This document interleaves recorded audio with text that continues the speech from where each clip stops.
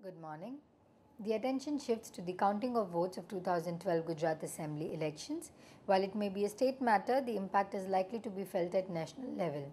Chief Minister Narendra Modi is confident of being sworn in for the third straight term in office. The stock market is set to open on a flat note. The Nifty failed to carry the momentum beyond 5,940 level. The earlier peak of 5,965 has been acting as a major hurdle for Nifty. The global cues are nothing to cheer about. US indices ended lower on talks of US heading back into recession. Efforts to avoid the fiscal cliff seems to be turning difficult. To add to the woes, there is warning from Fitch which reiterated it may strip the US of its AAA credit rating. The FIs were net buyers of Rs 12.44 billion in the cash segment on Wednesday, while the domestic institutional investors were net sellers of Rs 3.69 billion as per the provisional figures released by the NSE. The foreign funds were net buyers of Rs 11 billion in the cash segment on Tuesday, according to the SEBI figures.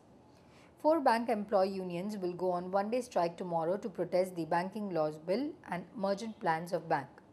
DLF Limited has sold its stake in luxury resorts chain Aman Resorts to the latter's founder Adrian Zesha for about $300 million.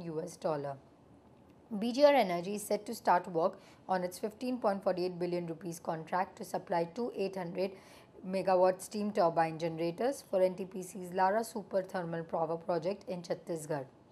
Tata Global Beverages Limited will help South India Green Cardamom Company to market its first branded product, Spice Mist.